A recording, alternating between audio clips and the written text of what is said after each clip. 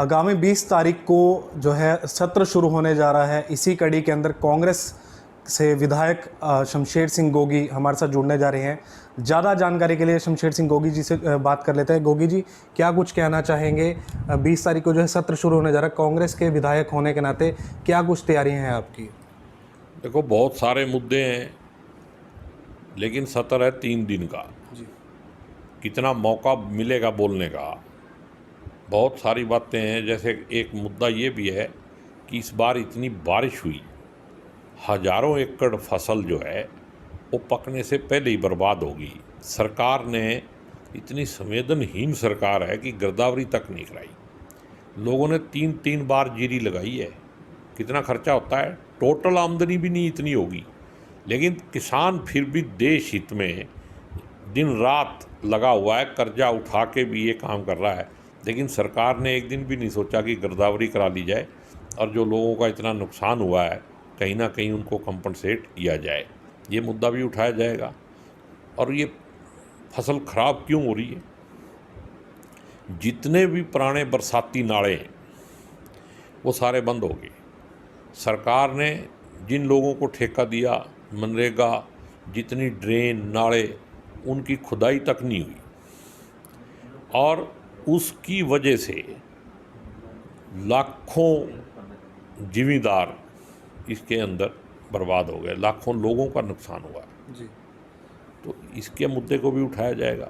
बाकी तो देखो, जैसे अभी पेपर लीक हुआ है, वो भी बहुत बड़ा मुद्दा है। किसान आंदोलन भी अपने आप में मुद्दा है। अभी ये 2 लड़कियों के साथ जो रेप हुआ है सोनीपत में, और माँ के सामने, और फिर उनको मार दिया गया है। मतलब लॉ एंड ऑर्डर की सिचुएशन क्या है? और काम झूठ बोल बोल के आजकल ऑनलाइन ही सारा कुछ हो रहा है। कहीं पे मंत्रियों को जाने की ज़रूरत नहीं है। आखिर में क्या इन्होंने ढूंढा कि 9 अगस्त को ये तिरंगा यात्रा कर रहे हैं। तिरंगा यात्रा करने का तो इनको अधिकार ही नहीं है, क्योंकि 9 अगस्त को जिन लोगों ने भारत छोड़ो आंदोलन का नारा दिया था वो लोगों को तो ये लीडर ही नहीं मानते, उनको तो ये गद्दार कहते हैं। और उस टाइम तो आरएसएस इस तिरंगे को अपने ऑफिस में नहीं लगाती थी, मानती नहीं थी। उसके देश आज़ाद होने के 52 साल बाद तक इन्होंने वो तिरंगा जो है अपने यहाँ नहीं फहराया।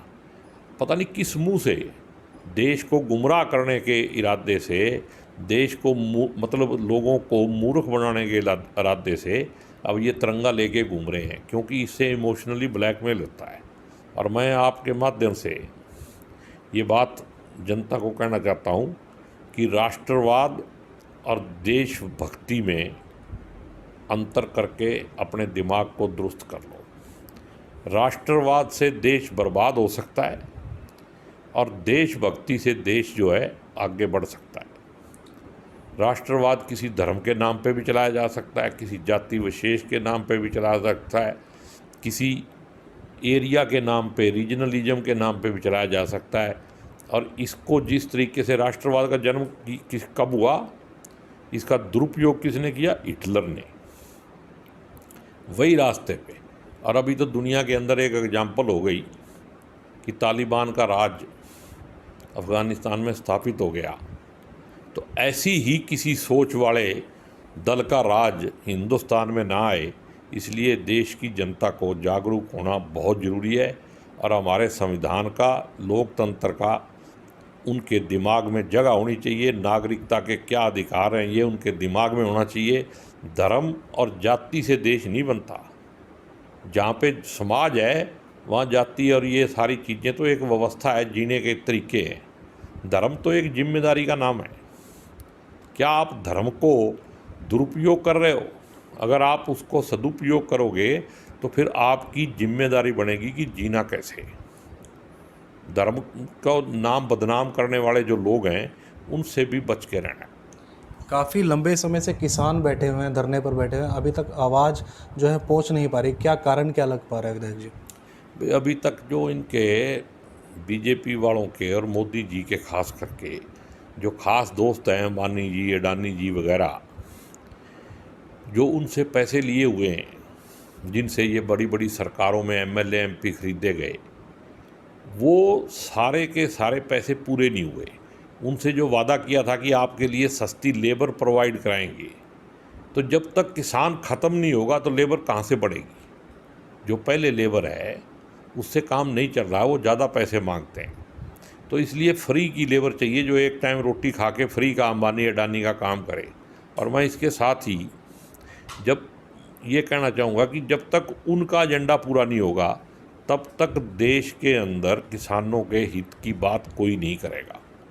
और किसान का हित की बात नहीं होगी तो ये देश बर्बाद हो जाएगा। आने वाला इतिहास जो है इन दिनों को मतलब काले अक्षरों में लिखेगा। काफ़ी बढ़ती महंगाई को देखते हुए बेरोज़गारी का आलम है वो बढ़ता जा रहा है। अगर बात करें रोज़गार की, रोज़गार नहीं दे पा रही सरकार, क्या कुछ कहना चाहेंगे? क्या आप युवाओं की आवाज़ उठाने में सक्षम रहेंगे? नहीं, देखो, बेरोजगारी तो इनका ध्यान ही नहीं है, नौकरी ये देने नहीं चाहते किसी को।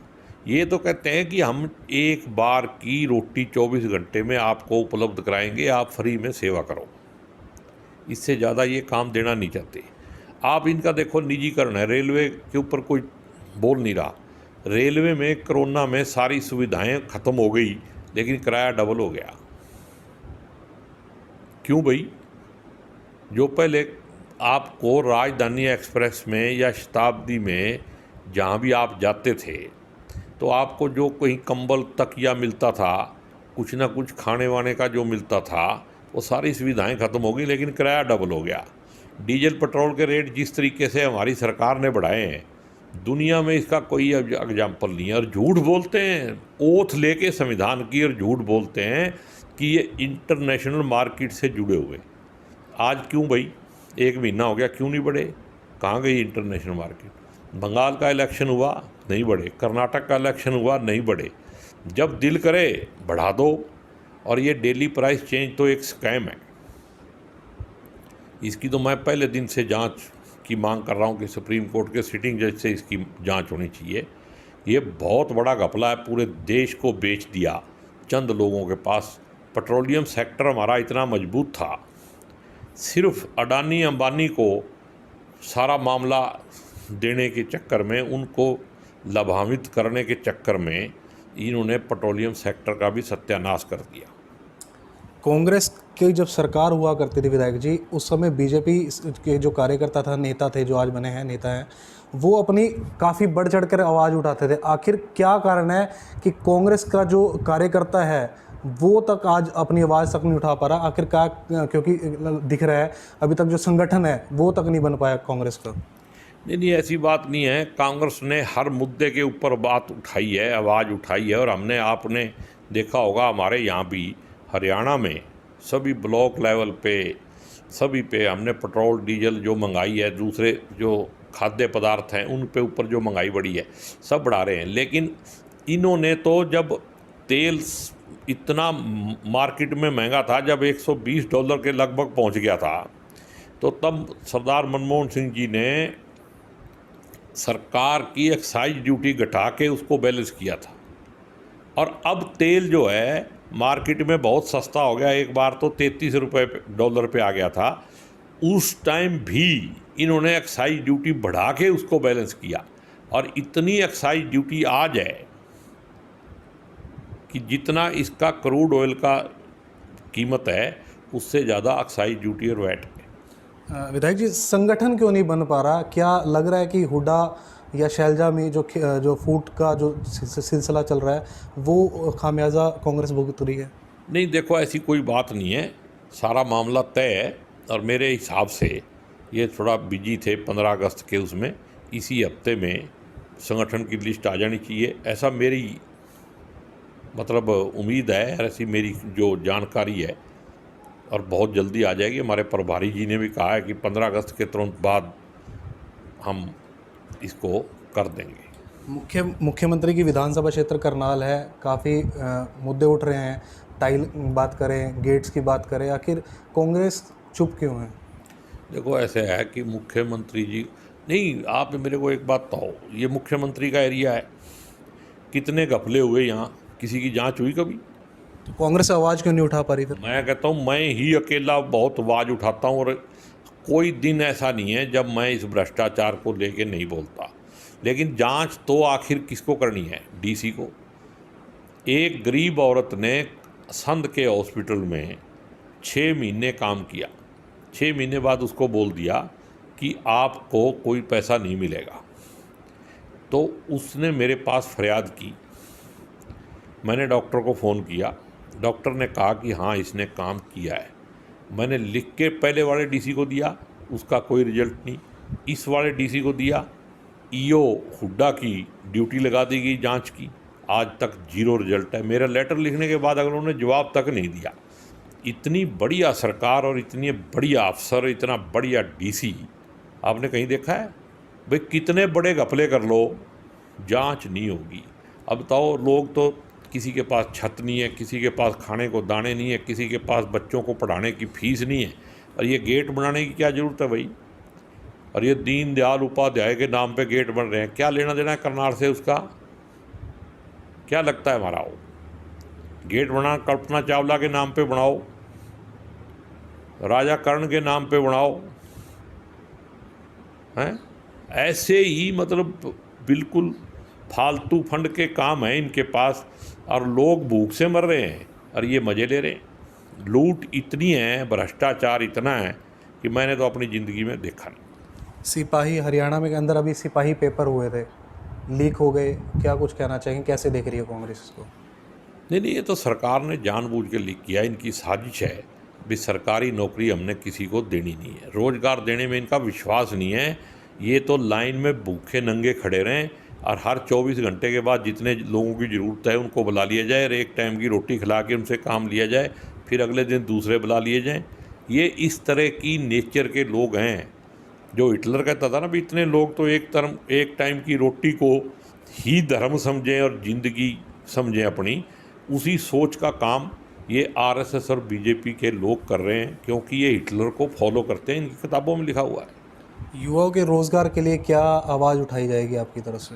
अगर हमारी सरकार आएगी तो ये जितनी नौकरियां इन्होंने निकाली हैं, जितने एम्प्लॉय जो पहले लगे हुए थे, आप एक बात तो कि एक आदमी को आपने नौकरी दी, सरकार कोई भी हो, और उसको आप 45 साल की 50 साल की उम्र में कह रहे हो कि तेरे को निकाल दिया, वो कहाँ जाएगा? इन सब का समाधान किया जाएगा और सरकारी नौकरियां जो हैं जितनी की कमी है वो पूरी की जाएंगी। SC BC का कोटा भी जो है पूरा किया जाएगा। ये मैं कांग्रेस पार्टी का जिम्मेदार आदमी होने के नाते कह रहा हूँ कि अगर कांग्रेस की सरकार आएगी तो सरकारी नौकरियों में ये जो आउटसोर्सिंग सिस्टम है, ठगी का सिस्टम, इसे बंद किया जाएगा। और ये जो इसमें से SC BC की रिजर्वेशन जो ख़त्म हुई है वो भी धंधा बंद किया जाएगा। तो बिल्कुल मनुस्मृति के उससे चल रहे हैं। अभी कह रहे हैं कि हमने BC के बहुत सारे मंत्री बना दिए। अरे मंत्री बनाने से तो 15 आदमियों को रिजर्वेशन मिली है। आप लोगों को नौकरी दो ना, उनको पढ़ने में दो, जो सुविधा देनी है, जितनी उनकी बरादरी है उनके हिसाब से उनको दो ना रिजर्वेशन। कौन रोक रहा है? लुभावने वादे तो सभी सरकारें कर देती हैं, बीजेपी ने भी करी। अब आप कह रहे हैं कि हमारी सरकार आएगी तो हम भी नौकरियां देंगे। आखिर ग्राउंड पर आकर जब देखते हैं तो वहाँ तो शून्य हो जाता है सब कुछ। नहीं, आप पिछले 10 साल की सरकार देखो, कितने लोगों को हमने नौकरियां दी। इन्होंने तो जितने लोगों को नौकरियां दी उससे ज़्यादा लोग हमारे लगाए हुए हटा दिए। जो हमारी सरकार ने लोग लगाए थे उनको इन्होंने हटा दिया। इन शरेआम भेदभाव करते हैं ये। और ये तो सारा दिन इसी तरह से जीते हैं सुपने में, भाई ये सारे मर जाएं, हम रह जाएं। ऐसी सोच की पार्टी जो है, ये तो शुक्र करो भगवान का कि इनकी सरकार आ गई, लोगों को पता लग गया। नहीं तो लोगों को यही बहम रह जाना था कि ये बड़े अच्छे लोग हैं, क्योंकि बड़े अच्छे मीठा बोलते हैं, मुंह में राम राम बगल में छुरी, ये काम है इनका। तो ये थे असंध विधायक शमशेर सिंह गोगी, जिन्होंने साफ तौर पर हर एक सवाल का बेबाक तरीके से जो है जवाब दिया है। खबरें अभी तक के लिए करनाल से लक्ष्य वर्मा की रिपोर्ट।